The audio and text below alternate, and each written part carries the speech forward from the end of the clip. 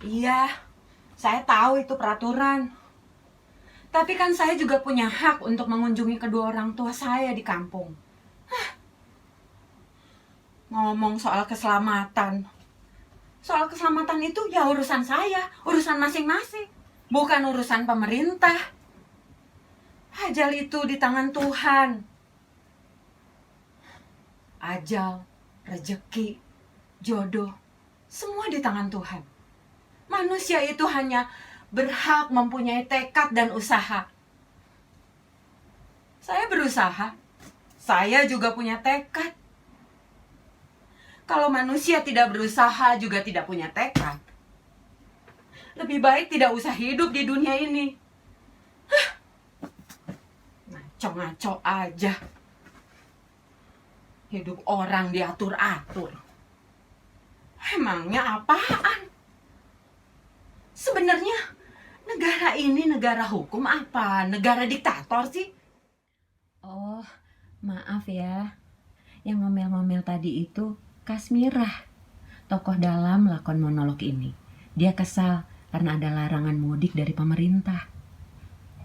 Halo para pemirsa, saya aktor yang memerankan tokoh Kasmirah kali ini. Nama saya Maya Aziza. Terima kasih ya kalian sudah berkenan menyaksikan tayangan ini. Mohon maaf jika ada beberapa kendala teknis dalam tayangan ini. Terus terang, tayangan ini sangat sederhana, dengan peralatan yang sederhana, dan nampaknya pengarangnya juga berkeinginan untuk membuat semuanya sederhana. Aku ingin menghiburmu dengan sederhana. Begitu kata Mas Sapardi Djoko Darmono. Halo Mas, maaf ya.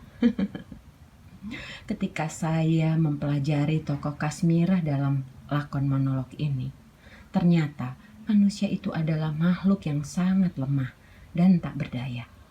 Kedua, rupanya benar-benar apa yang sering dikatakan bahwa cinta itu buta. Tapi butanya cinta itu ada bermacam-macam sih. Ada cinta buta tapi tetap cerdas. Ada cinta buta yang indah. Ada juga cinta buta yang bego. Dan ada cinta buta yang sangat memprihatinkan.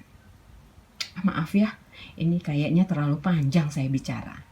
Ini dampak dari pekerjaan saya sebagai aktor kali ya. Kalau sudah bicara, lupa deh untuk diam. Baiklah, saya akan melanjutkan memerankan tokoh Kasmirah.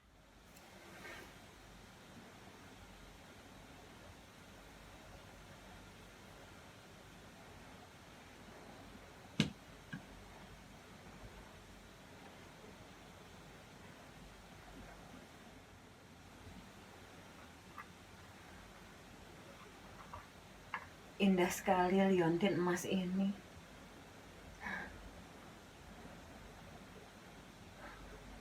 Aku juga sengaja membelikannya buat ibuku.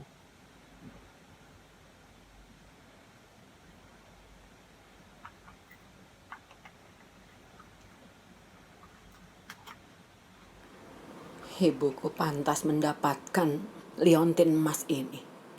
Bahkan untuk ibuku, ini masih terlalu kecil. Suatu hari, kalau uang saya sudah banyak, saya akan membelikan ibu yang lebih besar dari ini, lebih indah. Ibu saya adalah seorang perempuan Jawa yang cantik dan luar biasa. Perempuan yang sepanjang hidupnya sebagai istri tidak pernah mengeluh, sekalipun suaminya yang sok seniman, kerjanya cuma nongkrong-nongkrong, ngopi, dan ngobrol dengan teman-temannya.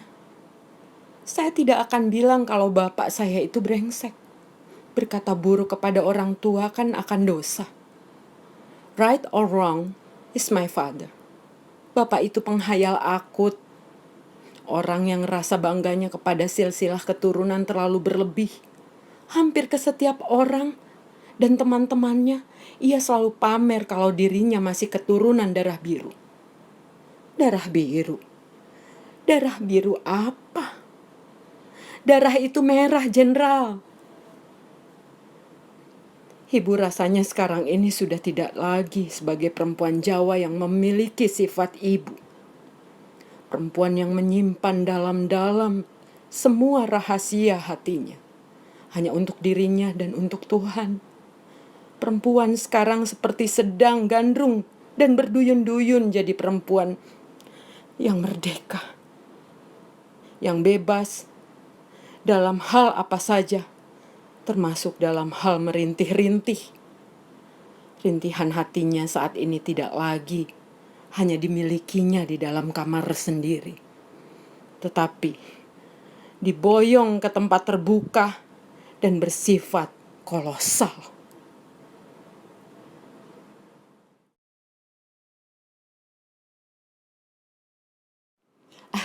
Maaf para pemirsa, sedikit mengganggu. Ada yang penting perlu saya sampaikan. Saya kurang sepakat dengan pengarang untuk soal perempuan. Kritiknya tentang perempuan, menurut saya, sangat bertolak belakang dengan semangat kemajuan. Saya kira kemajuan kaum perempuan saat ini sangat bagus dan sudah sejalan dengan ajaran agama. Ajaran agama melarang segala bentuk pemasungan dengan dan untuk alasan apapun. Maaf.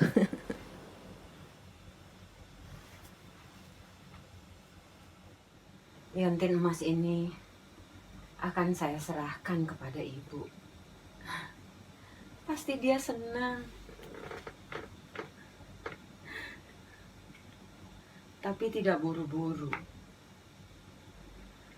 Ada saatnya tengah malam saya akan memberikannya kepada ibu. Iya, ibuku itu jarang tidur sore-sore.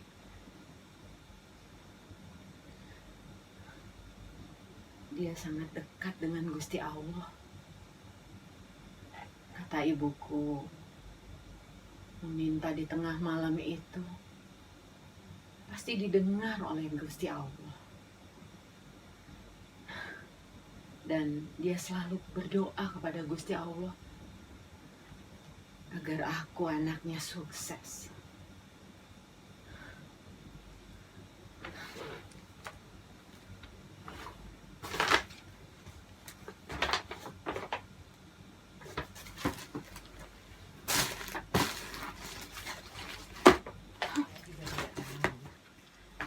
Bagaimana sejarahnya Bapak bisa begitu? Tidak punya pekerjaan, tidak punya usaha, tidak bekerja apa-apa, tidak melakukan apa-apa. Semua yang memenuhi kebutuhan hidup kami adalah ibu. Ya, bisa dikatakan Bapak itu adalah pengangguran kultural.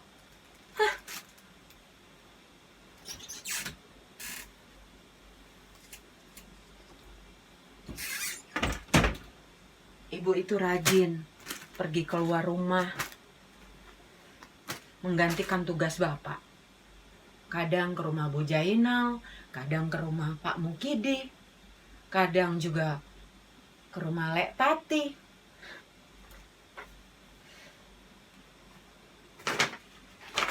Tapi sekarang ibu tidak mau kemana-mana. Karena dia takut kena corona.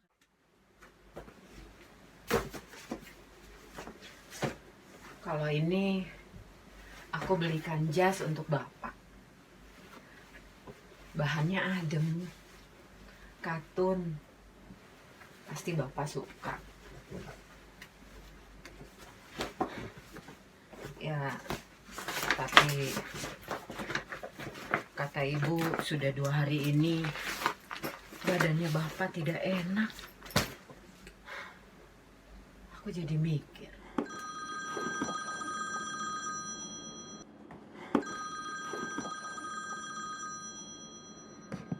Ibu. Halo. Assalamualaikum. Iya, Bu. Ya? Iya, aku nggak jadi mudik kok. Iya. Iya, Bu. Ya, aku nggak akan melanggar apa yang Ibu bilang lah. Iya. Inggih, Bu.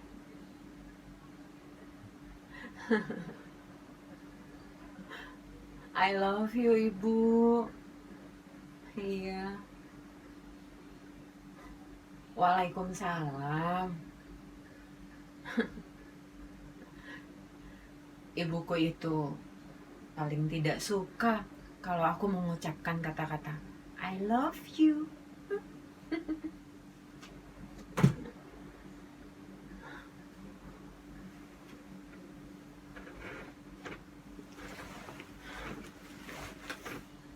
Tapi dengan menerima telepon darinya, saya jadi kepingin pulang. Saya harus pulang. Saya harus mudik. Apapun yang terjadi, saya akan tepati semua peraturan. Saya akan ikuti semua aturan keselamatan, aturan kesehatan, apapun itu. Dan saya harus mudik dengan sukses. Kalau saya mudik, hari pertama itu saya mau keliling dengan mobil baru saya bersama family. Saya kan sudah punya mobil sekarang. Tidak seperti dulu naik motor terus. Ya walaupun kredit, tapi sudah menjadi milik sendiri. Pokoknya saya mau sedikit norak. Norak sedikit. Gak apa-apa kan? Terus saya yang bawa mobilnya. Kamu mau tahu kan mobil saya yang mana? Ayo. Ini loh mobil saya. Tuh yang merah di bawah. Keren kan? Itu mobil kredit. Iya, mohon maaf deh. Sebenarnya semua ini saya lakukan dengan sadar. Sangat sadar. Anda jangan sinis dulu. Kenapa saya melakukan kekonyolan ini? Karena saya ingin menghentikan gaya konsumeris ini. Sebenarnya saya hanya mengikuti kata-kata setan di dalam kepala saya. Dia bilang begini katanya. Kasmirah, ini waktunya. Kamu kan sudah sukses, Kasmirah. Balas dendammu dengan keluarga dan famili, juga rekan-rekanmu di kampung itu yang selama ini menganggap kamu miskin. Begitu kata sang setan. Tapi apa saya harus mengikuti kata-kata setan itu? Baiklah, kalau saya harus mengikuti kata-kata setan yang jahanam itu, saya akan ikuti. Saya akan tetap mudik. Saya akan ikuti segala peraturan kesehatan, peraturan disiplin dari pemerintah. Yang penting saya bisa mudik dengan sukses. Saya akan ikuti setan jahanam itu. Nanti saya akan temui keluarga saya semuanya. Saya akan sungkem di kaki mereka. Lalu saya mohon dimaafkan. Maafkan saya ya. Saya juga tidak akan pulang kalau mereka belum memaafkan saya. Lalu saya akan menangis. Maafkan saya ya. Selama ini saya sudah menyusahkan kalian. Semua kekonyolan itu akan saya lakukan di depan famili dan rekan-rekan saya di kampung.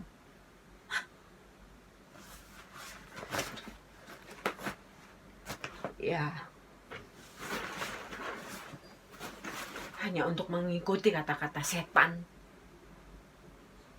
Saya akan membuat setan jahanam itu menjadi syok. Sampai lebaran nanti selesai. Saya akan bikin keok setan jahanam itu.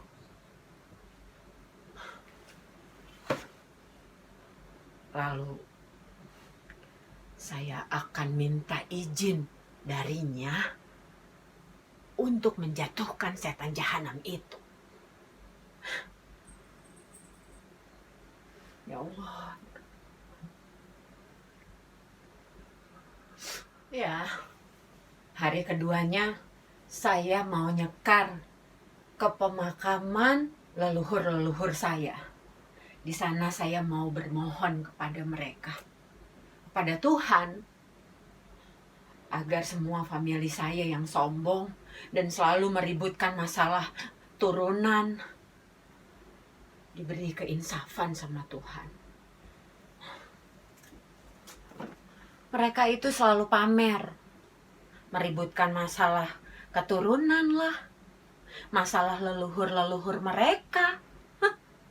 Merasa bangga masih keturunan orang-orang hebat. Tapi apa kelakuan mereka? No. Mereka tidak mewarisi perbuatan para leluhur kita yang baik. Untuk apa?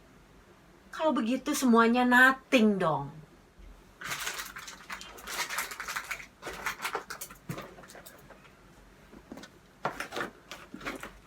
Oh iya, bingkisan yang besar ini untuk yang tersayang. Namanya Kasiran. Dia duda calon suami saya. Lah kan saya juga janda. Saya belikan ini harganya jutaan loh buat dia. Karena saya sangat sayang sama dia. Sepatu yang mewah kan. Nanti juga kita akan menikah. Saya akan menulis di undangan pernikahan itu, akan menikah Kasmirah dan Kasiran sebagai pasangan yang tersayang. Tapi neneknya Mas Kasiran tidak pernah setuju hubungan aku dengan dia. Apalagi bapaknya. Kemarin malam, waktu setelah sahur, saya menerima WA dari Mas Kasiran. Dia bilang dia kangen, pengen ketemu. Ya, mudah-mudahan saja mudikku yang sukses ini. Oh iya, saya lupa. Saya tidak boleh larut dengan keadaan ini. Pebisnis sejati tidak boleh punya laba hayal. Pokoknya saya tidak boleh larut dengan keadaan ini. Percuma jadi pebisnis hebat kan? Ibu nelfon lagi. Ya, begitulah ibu memperhatikan anaknya. Biasa, ibu selalu perhatian kepada saya. Dia khawatir kalau saya melanggar apa yang dia larang. Paling dia cuma mau bilang, ya udah, tidak usah mudik ya nak. Ya.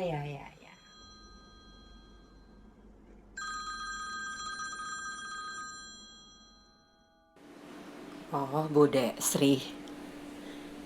Dia orang yang kalau bicara paling menyakitkan di seluruh dunia. Sejak kecil, saya kenyang mendengar Bude Sri bicara melecehkan ibu. Pernah Bude Sri bilang begini, ya waktu itu aku masih SD. Ibu kamu itu perempuan gak jelas, kerjanya mondar-mandir kesana kemari. Keluarga gak diurus, suami gak diurus, anak satu aja diurusnya gak becus. Tapi sudah setengah tahun ini, Bude sering telepon.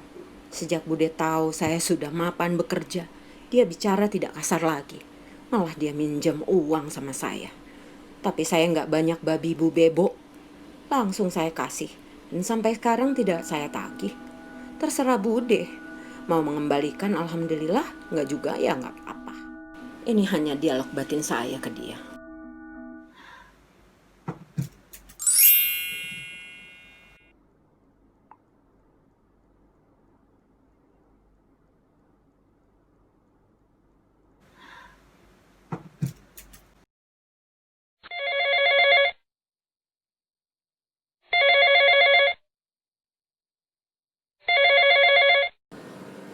Bapak.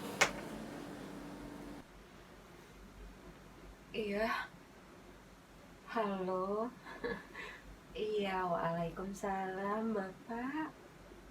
Inggih, baik, Bapak. Apa? Ah,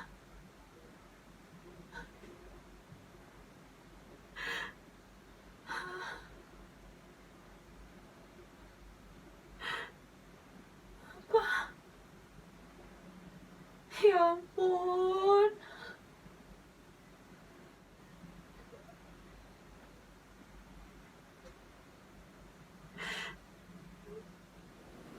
Ya, akhirnya Kasmira sangat terpukul mendengar kabar tentang bapaknya yang dinyatakan positif terkena virus corona.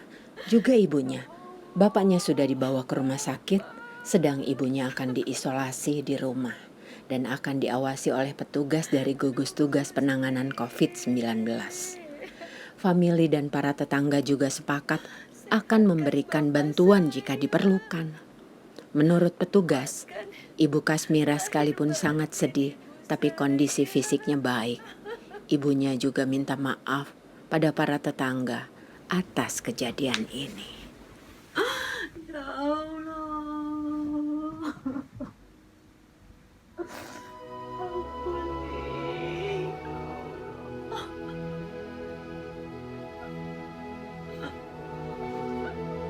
Ampuni Bapak saya, sehatkan dia.